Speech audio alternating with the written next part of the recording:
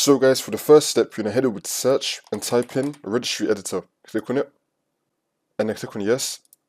And then once you run this, you're going to make a backup. In case if anything goes wrong in the second step, you can then go back to the backup that we're going to create right now. So now I'm going to go to my desktop, and I have the backup right here, in case if anything goes wrong in the next step that we're about to do. And now for the second step, you're going to head over to search and type in cmd, then you're going to run it as administrator. And then click on yes. And then once we're here, there's going to be two commands down below in the description. You just want to copy and paste both of these commands into cmd one by one. So for the first one, I'm just going to highlight it, right click, and then copy. Now we're going to come back to cmd, you're going to do Ctrl V on your keyboard, which will then paste it. And now you should be getting this operation completed successfully. Now for the second one, we're going to copy this, and then do Ctrl V on our keyboard, and then click on enter.